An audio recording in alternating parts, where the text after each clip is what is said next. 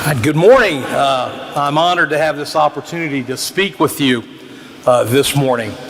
I hope that I don't come across as just another old Jesuit graduate that they parade out here to speak, but just maybe I may say something that strikes you and stays with you.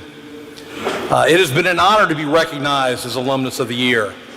During my career, I've had the opportunity to get a lot of plaques. Most of them are in a box in my garage. But to be the Alumnus of the Year is an honor above all others, and one that I still do not feel worthy of. It was cool having a billboard up. That was a great honor. It was great to be able to be at the football game.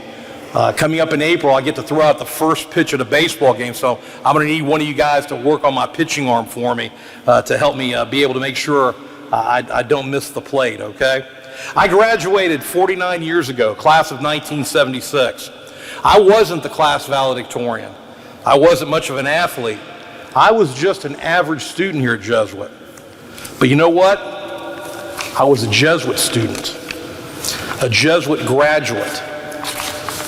Jesuit High School set the foundation for me to go on to the University of Florida, to South Texas College of Law, to being a lawyer, to being the youngest judge of the state of Florida, to being able to serve as a chief judge here in Hillsborough County. Any success that I've had in my career all really began with my family and right here at Jesuit High School. Walking around the campus today, I certainly see how it has changed since 1976. The structures have changed, new buildings, but that is no more than brick and mortar. What impresses me is that the spirit on this campus remains the same. The mission remains the same. To form men engaged in the world who are dedicated to serving God. I think that mission says it all. I strongly recommend that you do a little reading assignment. Check out a man named Inigo Lopez de Onaz y Loyola. We all know who that is, right? Do we know who that is? It's the guy outside. We know him as St. Ignatius of Loyola.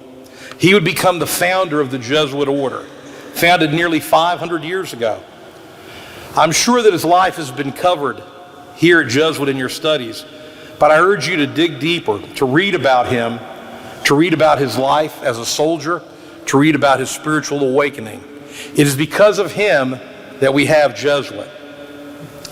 I think it's important also for you to ask yourself, why are you here at Jesuit? Is it because your parents wanted you to come here? Did your dad or your grandfather or your brothers come here? My dad and my brother came here. I got my brother Joe, class of 1965, 60 years ago, up in the choir loft with my sister Rosemary and my wife Monica. I'm sure all of you recognize the importance of family in your life. Your family has sacrificed for you to be here. Talking to Nick about the admissions, you recognize that there are others who applied to Jesuit and were not accepted, who would love to be sitting in these pews. But you are the one that is sitting here. So what does a Jesuit education mean to you? What does it mean for you? The academics are certainly important. Athletics has an important role. But it is the spiritual aspect of Jesuit that sets it apart and makes it shine. This chapel is more than just physically at the center of this campus. It should be the center of your focus while you are here at Jesuit. I have sat where you all are sitting. It was called St. Anthony's Chapel then. The pews were a lot different. The building was a lot different than this beautiful chapel here. I recognize that in today's times, even more so than when I was here in the 1970s, it's so easy to be distracted. Spirituality, faith, those are all personal matters that I believe you develop when you're ready to, when you're open to it. I'm sure that some of you are more in tune spiritually than others, and that's okay. But I ask all of you to really work on opening your minds, your hearts, your souls, and work on that growth in that aspect of your life, especially in these years while here at Jesuit. The opportunity here at Jesuit is too great to let pass by.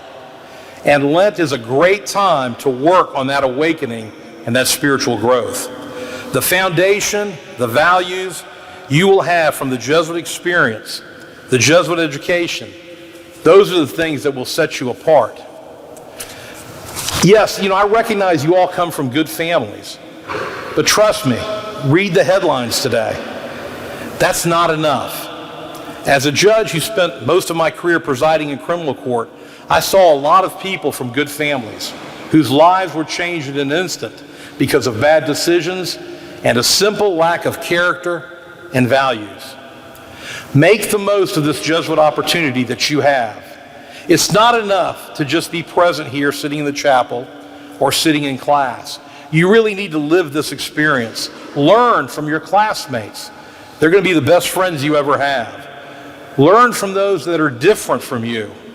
Learn from the outstanding faculty that is in place here at Jesuit High School.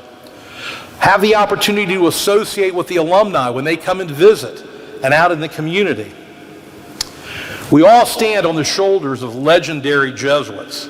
Father Kennelly, Father Lashley, Father Elliott, Father Doyle, Father Hartnett, Father Brew, Father Hermes. I've not yet had the opportunity to meet Father Jacobazzi, but I have a feeling he's going to be on that list. These are more than just names. These are men who dedicated themselves to Jesuit and to the education of young men. They made Jesuit High School. You can make your mark as well. However you define success, and I'm not talking about a bank account, a house, a car. I'm talking about your own self-worth, your own values, your happiness, your fulfillment in life, and most importantly, of course, your family. That can all begin now for you, right here at Jesuit. You can truly be a man for others. I urge all of you to live the Jesuit experience fully. Open yourself to it. I think our alma mater says it best. Jesuit, implant in us all God's love. Thank you.